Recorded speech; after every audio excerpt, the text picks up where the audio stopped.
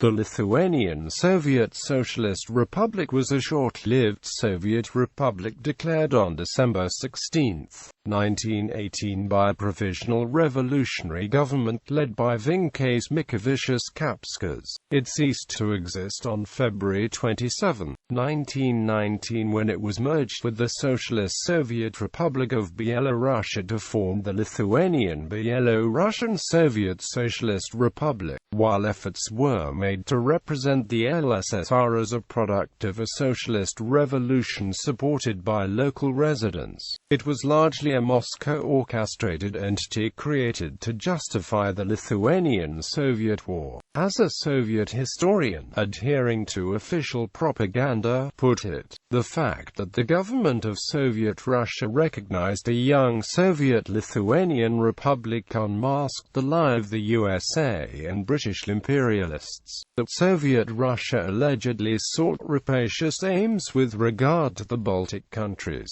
Lithuanians generally did not support Soviet causes and rallied for their own national state, declared independent on February 16, 1918, by the Council of Lithuania. Background: Germany had lost World War I and signed the Compiègne Armistice on November 11, 1918. Its military forces then started retreating from the former War.As territories. 2 days later, the government of the Soviet Russia announced the Treaty of Brest-Litovsk, which had assured Lithuania's independence. Soviet forces then launched a westward offensive against Estonia, Latvia, Lithuania, Poland and Ukraine in an effort to spread the global proletarian revolution and replace national independence movements with Soviet republics. The forces followed retreating German troops and reached Lithuania by the end of December 1918. Formation: in Lithuania, the Communists were not active until late summer 1918.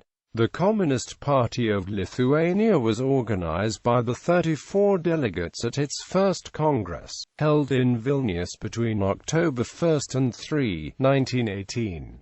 Pranas Kevasius was elected as the first chairman. The party decided to follow examples set by the Russian Communist Party and organize a socialist revolution in Lithuania. The plans were instigated and financed by Moscow and supervised by Adolf Joffa and Dmitry Manuelsky. On December 2, Vincas Mickevičius-Kapsukas sent a delegate to bring 15 million rubles to finance the revolution. On December 8, the corporal formed the 8-member provisional revolutionary government led by Mickevičius-Kapsukas. Its other members were Zigmas Alexa Angraitis, Pranas Vitalis Proletarius, Semon Dimanstein, Kazimierz Tchaikovsky, Alexandras Jaksavicius, Konstantinas Kernovasius and Yitzhak Weinstein. Modern historians doubt if the provisional government really met in Vilnius as claimed by the Soviet sources. It is more likely that the government followed the advancing Red Army. Between December 16, 1918 and January 7, 1920, the government resided in Daugavpils. The government issued a manifesto, printed with a December 16 date, declaring the establishment of the Lithuanian Soviet Socialist Republic. The manifesto was first published in the Russian newspaper Izvestia on December 19 and then announced on radio. It was then published in Vilnius 5 days later. A draft of the manifesto, prepared by Kapsukas, stressed the need of close ties with Communist Russia and ended with the slogan, "Long live the Russian Soviet Federative Socialist Republic with incorporated Soviet Lithuania." The final version, edited by Stalin and the Russian Communist Party, eliminated references to the union with Russia and replaced the slogan with "Long live freed Soviet Lithuanian Republic." Kapsukas did not want to establish an independent Soviet republic as he had campaigned for many years against social patriotism, separatism and Lithuanian independence. Influenced by Rosa Luxemburg, he had rejected the idea of self-determination. The newly formed LSSR asked for assistance from the Russian Soviet Federative Socialist Republic, and it duly recognized the LSSR as an independent state on December 22.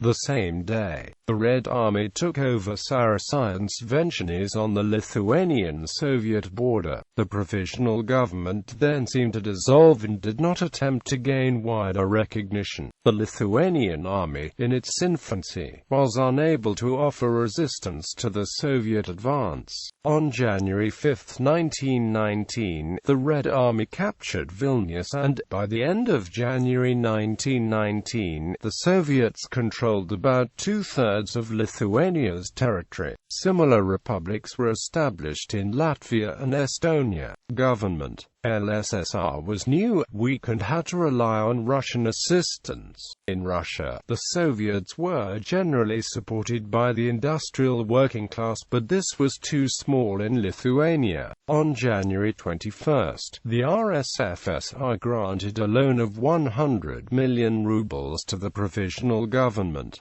The LSSR did not form its own army. In February 1919, Kapsukas sent a telegram to Moscow arguing that conscription of local Lithuanians to the Red Army would only encourage Lithuanians to volunteer for the Lithuanian Army. Meanwhile, in the territory it had occupied, the Soviets created revolutionary committees and councils based on Russian models. The Soviets demanded large war contributions from captured cities and villages. For example, Panevėžys was required to pay 1 million rubles, Utena 200,000 rubles, while 10 rubles were demanded from villages. They nationalized commercial institutions and large estates, assigning land for use in collective farming rather than redistribution to smaller farms. Economic difficulties and cash shortage was illustrated by a decree published in January 1919 prohibiting financial institutions to pay more than 250 rubles per week to any resident. In a country of staunch Catholics and determined nationalists, the Soviet promotion of internationalism and atheism alienated the local population and contributed, ultimately, to the Soviets' eventual withdrawal.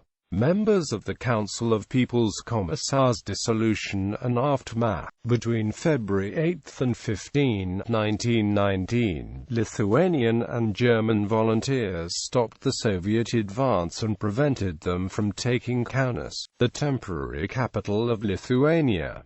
At the end of February, the Germans started an offensive in Latvia and northern Lithuania. Faced with military difficulties and unreceptive locals, the Soviets decided to combine the weak Lithuanian and Byelorussian SSRs into the Lithuanian Byelorussian Soviet Socialist Republic, led by Kapsukas. The Communist parties were also merged into the Communist Party of Lithuania and Byelorussia. However, that had little effect, and Polish forces took Vilnius in April and Minsk in August 1919 during the Polish-Soviet War. Libil was also dissolved. When the tide turned in the Polish-Soviet War, the Soviets captured Vilnius on July 14, 1920. They did not transfer the city to the Lithuanian administration, as agreed in the Soviet-Lithuanian peace treaty, signed just 2 days before. Instead, the Soviets planned a coup to overthrow the Lithuanian government and re-establish a Soviet republic, as they did with the Byelorussian Soviet Socialist Republic. However, they lost the Battle of Warsaw and were pushed back by the Poles. Some historians credit this victory for saving Lithuania's independence from the Soviet coup. During the interwar years, Lithuanian-Soviet relations were generally friendly, but a few months after the outbreak of World War II,